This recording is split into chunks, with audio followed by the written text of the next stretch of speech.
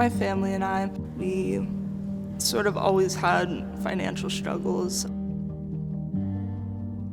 I grew up all over Pittsburgh. I lived in neighborhoods like Homewood, Wilkinsburg, Hazelwood, Lincoln, Larmer. I lived all over.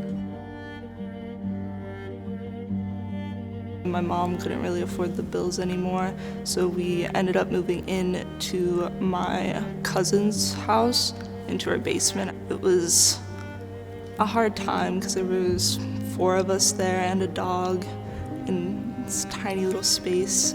My mom, she kind of turned to like drugs and alcohol, which wasn't good for anyone. And then our cousin, she asked us to leave. I came into care at the age of 12. I lived in like different foster homes for a while. I was actually with my cousin for about 2 years. And after that, I had to move out. Then I was in different homes again. Then eventually I was with my aunt for like a year and a half. I moved in with my aunt, and I was there for a couple months. That didn't really end well. I ended up living with my friend.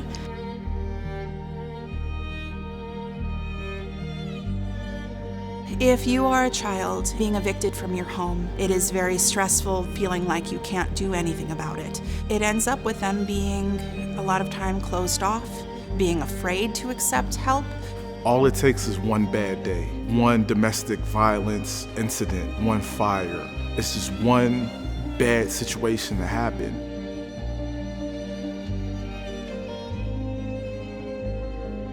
Youth homelessness is a child that doesn't have a fixed, regular, and adequate nighttime residence.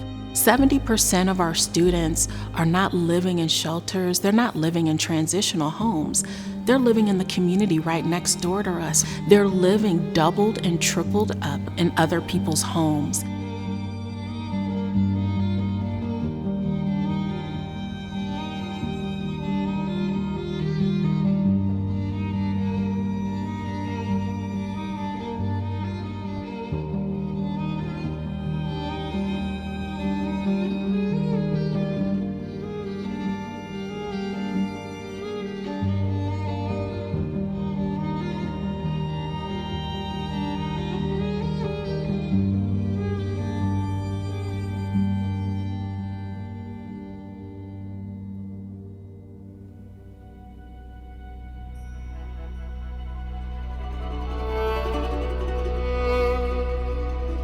There were a couple of unrelated incidents that happened. When I was thinking about retiring, I usually would stop at St. Stan's Church to say a quick prayer in the morning. When I came out of the back row, I hit the box that people would put money in. And the money flew all over the floor. I noticed a sign that talked about homelessness, donate to the homeless. That dwelled in my mind the rest of the day. I happened to be working late at night, and all of a sudden a young boy came wandering into my office. The office building had no children in it. I was really caught by surprise. I did not realize he was homeless until his mother chased him down and came in the office looking for him. And I said, well, what's going on here? And she says, I have no place to sleep tonight. And that was my first encounter, face to face. And that's where the idea came from. And with the help of a lot of people, here we are today. I was a school district employee with Mrs. Louise Brennan, superintendent of schools.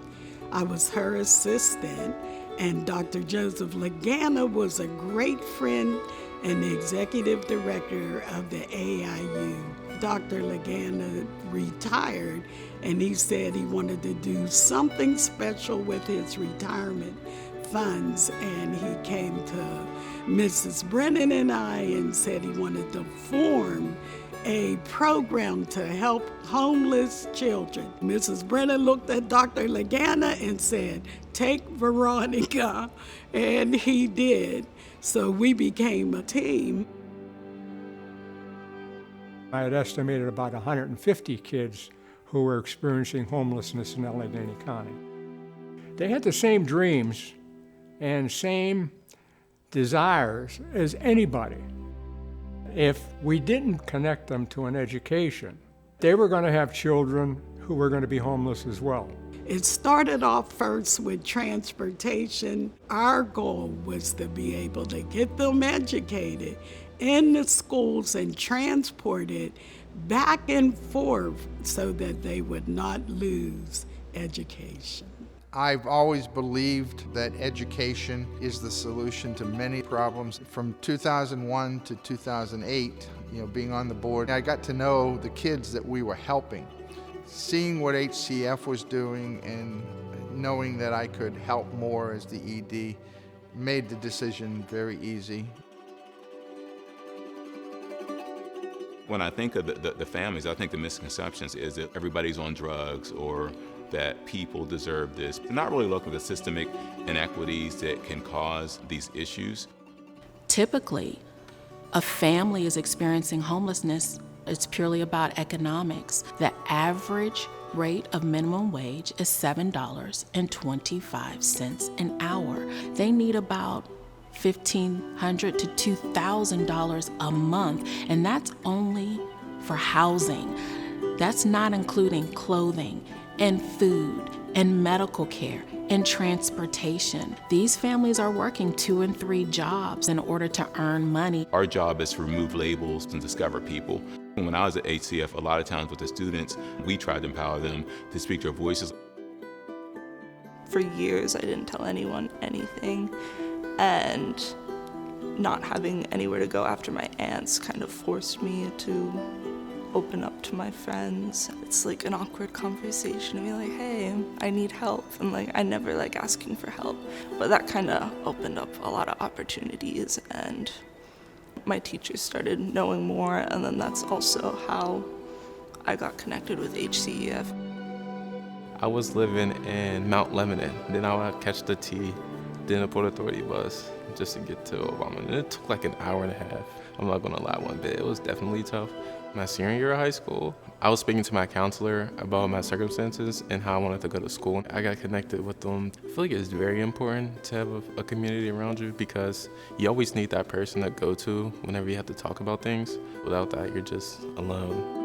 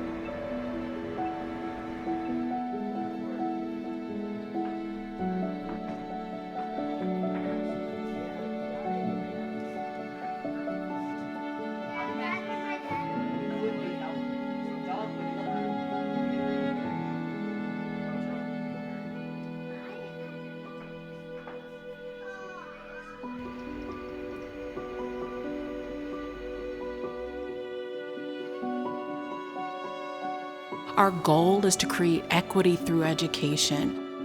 A lot of our students are behind grade level, sometimes more than one grade level behind. A lot of times the families don't have furniture or tables. It can be very busy with lots of other family members running around. So it was incredibly important for us to have a safe space for our children to have their instruction in. Winnie's Wagon provides everything a student needs in order to be successful. Our success rate is based on each individual student and how they're progressing. We do collaborate with the schools and the guidance counselors to make sure that we are providing them with the supports they need, both in and out of school. I hire instructors. All of them have backgrounds in education. We try to get Winnie's Wagon out as much as possible, including going to shelters as well to provide education support to the students there. For every Winnie we put on the road, we're impacting 150 students. In the next year, our goal is to put 2 more mobile classrooms into play in our community. And we are super excited about being able to partner with organizations such as Citizen Science Lab, as well as STEM coding labs, to create this curriculum and create this experience exclusively for our students. We have the Teen CEO program where we have partners in the city that are willing to take on an intern. Maybe they've connected with a mentor, but they'll definitely get a letter of reference. They'll have somebody in their corner from a big organization to say, hey, I know this young person. We have a teen night. We meet at the Carnegie Library of Pittsburgh. We connect with volunteers that are in college. We recruit kids that need help with homework, and we hang out at the library. I have a tutor here, but they're also learning how to socialize and not get caught up in the stigma. We also have College Club and College Decision Day, a little roundtable discussion with the kids that are saying that they're interested in college, but the ultimate goal is to push them to the Hope Through Learning Award, which is a $2,500 scholarship for any 12th grader that chooses to do post-secondary education. I deal with the youth that's dealing with homelessness. I have no problems going to the depths of where they are because we can go there together.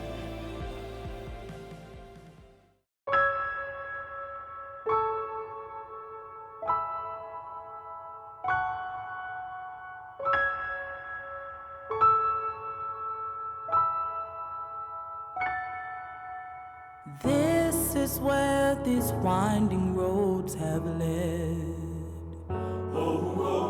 I can see a day of gold ahead. It can't be done, impossible, they've said. But I'll get there. I'll get there. I will rise up. I will not fall. I will stand up. I will not. Our vision for HCEF is so big. We're bringing all 10 of our programs together and creating a continuum of service model that if a student comes to us in preschool or elementary school, they are given opportunity to progress with us through these continuous programming opportunities. In the last 2 years, we've expanded our service model. We'll end this year at knocking the door on supporting about 1,000 students.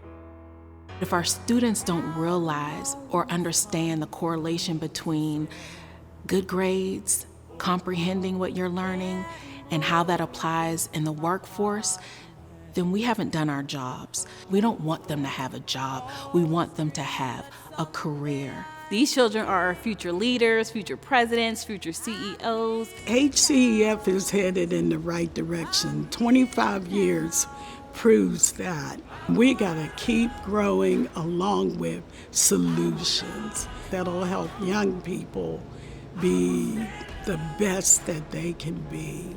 AJ has had a vision when she came on to the organization a little more than 2 years ago to create Winnie's Village. We're starting to fulfill that vision of having a fleet.